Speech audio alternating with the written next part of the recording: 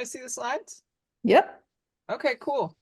Yeah, so we're just going to talk about ILTR a little bit and opportunities. So for those of you that are new to the International Long-Term Ecological Research Network, this is essentially born out of the US LTER.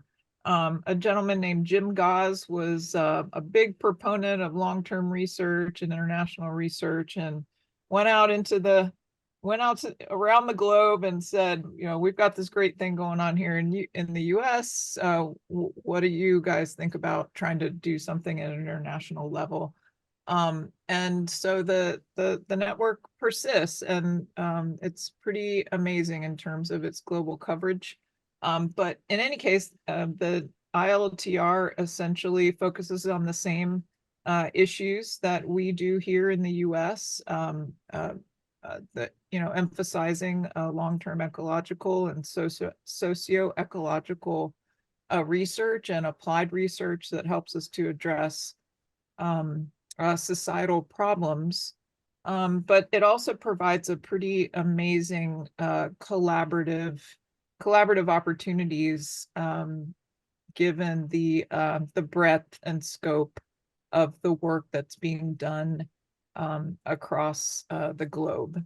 And the network also promotes participation among early career researchers, and then also works to promote regional work happening at regional levels, or regional scales, to focus more on regional scale issues.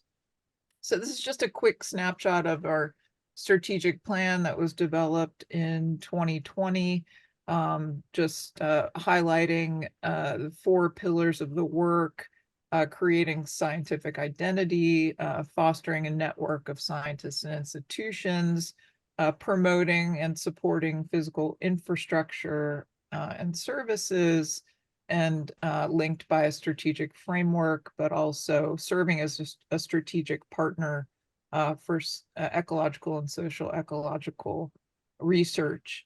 And the coverage is, a lot of the sites are focused in a number of regions, but does number at about 600 long-term ecological research sites across the world. And there are always organizations reaching out with interest to join the network or start their own long-term ecological research sites. And just, there's so many valuable things about the ILTR, but, just a couple of very specific examples.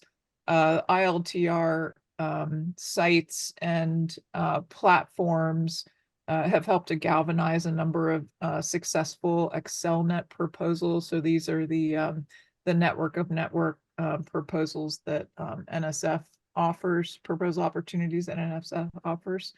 There are a couple of really neat global scale research projects that have also been galvanized and have been helped to be, connect researchers, including the Global Litter Decomposition Study, as well as DroughtNet. And then we've also had the opportunity to participate in open science meetings over the years, and that knowledge exchange has led to some large NSF focused work, NSF funded work. And then I also just wanted to highlight DEAMS, which the USLTR does have a link to that from our website. But this is essentially a global database that's maintained by the European LTER, but hosts data sets from across the ILTER. And this is just a snapshot of the distribution of the data sets within the within that database right now. And we had a webinar actually, a few weeks ago, Dishane, where the data infrastructure manager gave us a nice overview of DEAMS. So I encourage you to check it out at this website. And so the ILTR, we have our governance structure.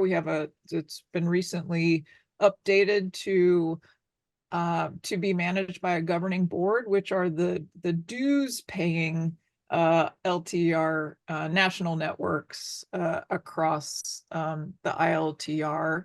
And then the executive committee serves the governing board, and the coordinating committee is comprised of all national networks that are interested in collaborating with ILTR, but may not be dues, dues paying national networks, so do not have voting privileges, but still serves as those representatives serve to collaborate across the ILTR as part of the governance structure. And we have a secretary and finance office that's based in Austria. The international management office, which Dishane manages, is here at FIU or wherever Dishane happens to be. And then we have a number of committees, the science committee, which Nancy says she serves. We have an information management committee. We have Renee Brown, who is one of our executive committee members, serves to co-chair this information management committee along with Guru, based out of Australia. And we've just launched we have an international collaboration committee that's chaired by Mikael Myrtle, who is the chair of the European LTER. And we've just launched an early career researchers committee, which if you're not involved in and interested, Dishane can connect you with the individuals that are currently in that group. And then I mentioned we have regional networks. So the South Africa, SEAN is one of those, East Asia and Pacific, Europe LTER, as well as Americas. And we're working to reinitiate the Americas network, which is comprised of North and South America. And then there are periodically activated ad hoc committees. So this is just the executive committee and the team. We have representation from across those regions that I mentioned,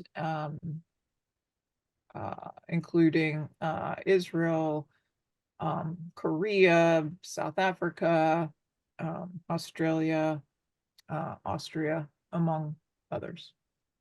Oh. We've always had strong participation from the East Asia Pacific. Our previous chair was Hide, who chaired the executive committee for several years. And so we had a coordinating committee meeting where we transitioned to the governing board structure in Serbia in what was that, 22, where we started a visioning exercise. So the coordinating committee, so representatives from all the national networks, put together a couple of strategic areas for growth and development of the ILTR. And so that's essentially what is driving our activities since I took over as chair in 2022. And so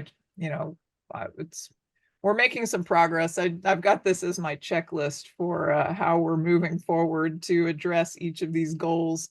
And those items under orange are shrinking, so that's a good sign. But in any case, we have a really active executive committee and strong support within the US that's helping us to realize the vision that we intend for the ILTR network in 2026. And then, as was mentioned earlier, the US has a US International Committee. These are the committee members with the chairs here on the right. And we're always looking for new members. So if you are interested in participating in international related long-term ecological or socioecological research and fostering the relationship with the broader ILTER network, please let us know. We would love to have your participation. Okay, so I'd like to go to Dishane briefly so she can just talk about a couple of things that we have accomplished over the last year and a half or two. Those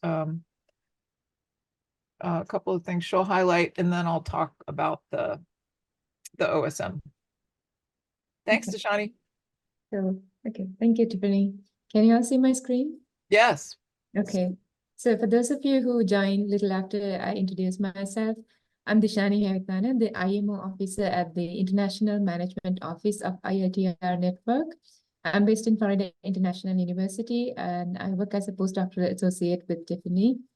And in this presentation, what I aim to do is to give everyone a brief update about the work that we have been doing over the past 1.5 years in the International Management Office. And let's get started. So before we begin with the updates, the IMO office primarily focuses on providing daily support to the chair and is therefore based at chair's current location, which is the Florida International University. And our office is staffed with me, the IMO officer, and our assistant to the IMO, Esteban Ariata, a final year undergraduate student supporting our operations. And our main responsibilities as the IMO within ILTER network include a few key aspects. We provide day-to-day support for the ILTER's chair and co-chair's work, and we also perform ad hoc work as foreseen by the chair.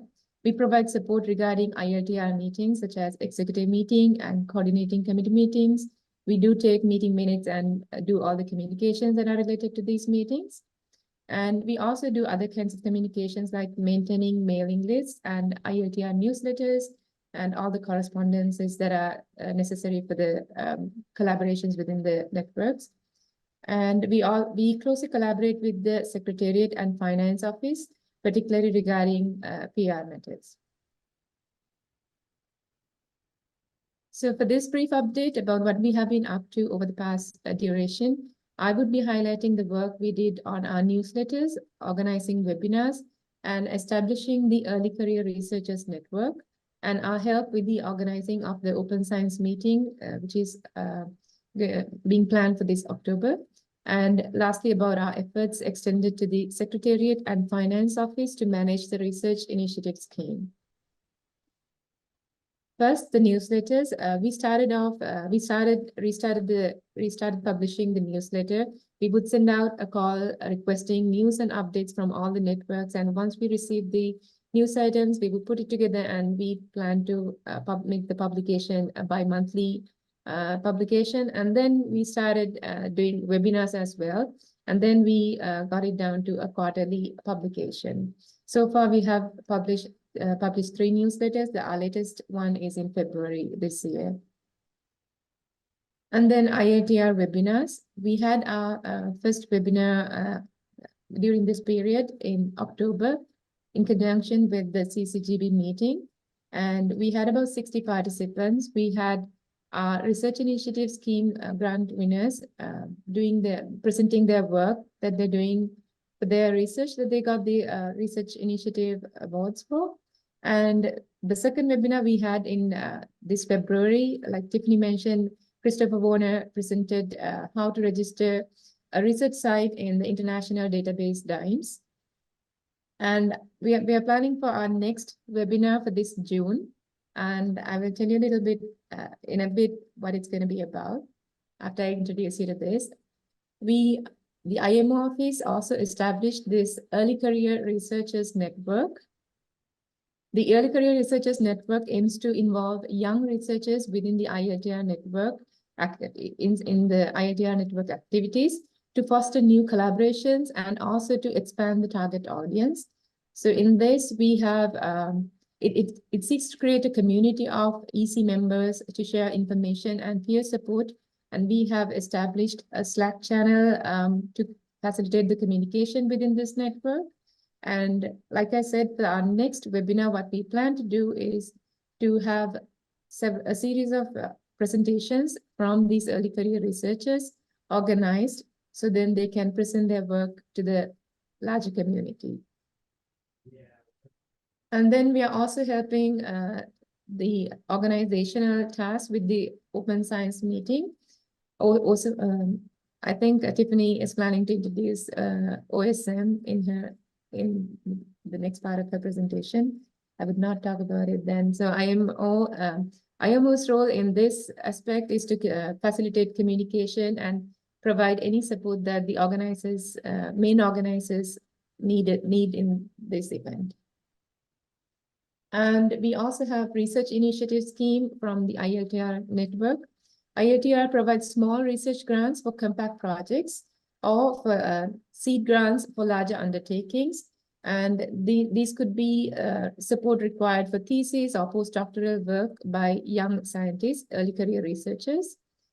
In the past, in the most recent scheme of awards, there have been 5 awards that have been presented to various countries: Brazil, Hungary, Germany, and US and Australia. And these were the presentations these were the projects that were presented in our very first webinar. And currently we are evaluating proposals that we received for our second call for research initiatives, call for proposals. And IMO is assisting the Secretariat and Finance Office to screen these proposals, and we also help the Secretariat to send out the proposal call via our newsletters and email list as well. So this is what we have been up to over the past 1.5 years. Tiffany, over to you. Awesome. Thank you, Dishane. So any questions or about the ILTER network before we talk a little bit about the meeting? Or thoughts or comments? Or since we have this nice tight-knit group. No? Okay. All right, let me, oops. Can't see you guys anymore.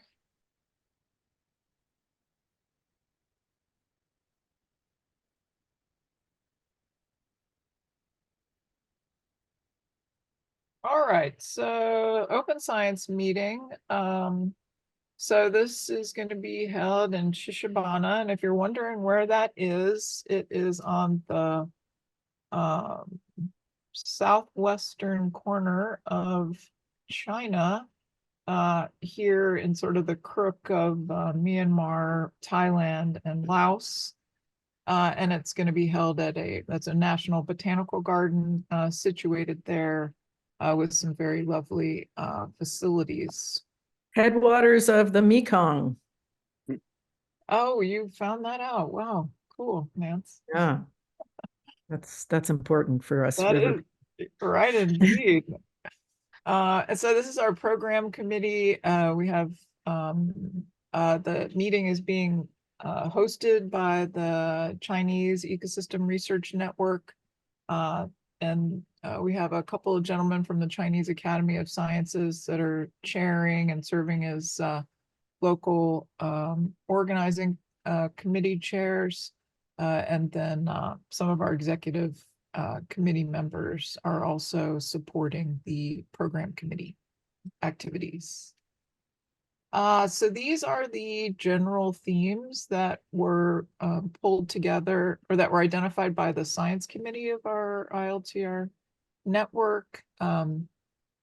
Sensitivity mechanisms and adaptation of biodiversity and ecosystem functions to global change, environmental pollution, ecosystem restoration and management, ecological and social ecological resilience against shocks from pandemics to climate change, new technologies and infrastructures for ecosystem research and biodiversity, and application of ILTER science to environmental issues. And so the website is up. There is general information about the agenda, field trips, registration fee, as well as information about the location, transportation, and the accommodations. And then the special sessions, the the call for special sessions is still open. We are still very interested in receiving additional special sessions, and what's meant by special sessions is that these can include interactive workshops, technical workshops, hands-on training, data sharing, concept developing, and other creative ideas to help facilitate networking and knowledge exchange. And what you see here on this slide are the special sessions that we will be hosting at the meeting that have been submitted and accepted thus far. And we do expect a few additional ones, but you can see we have a nice diversity of different topics. And Laura, yours is in there, right? yeah, Laura's is in here. It's this first Yeah, we one. did with Lon and Eric Wolf. So that That we are first one, very unlocking. excited. Yeah, great, Yeah. excellent. Yeah, Thanks. yeah. So pretty exciting program is shaping up Who already. did the cool graphics on these? These are I awesome. think it was Chabot's son. Chabot's son Wow. is like this amazing graphic So cool. artist. Beautiful. They're really great. Aren't they lovely? If that doesn't make you want to go to Hewavithana, I don't know I what's know, wrong with you. right? But yeah, we're pretty excited about the how the program is shaping up. Next. Okay, so what we were hoping to do today is to discuss, and we had originally conceived of breakout groups, but maybe we could just do two smaller breakout groups, combining the first and second sets of proposed breakout groups. But in any case, what we were hoping to do is to simply have a discussion based on our own current or emerging long-term research interests. What type of special session would you like to see? And this could be an interactive workshop, technical workshop, as I mentioned, hands-on training, data sharing, concept developing, or other creative ideas, maybe even something that folks here could submit as a US LTER synthesis proposal, if not a special session, or in 2025, a Spark proposal. I pulled all that off the website, Marty. Hope that's all accurate. And so as the ideas, of course, can either fall within these general themes or be something of a different theme.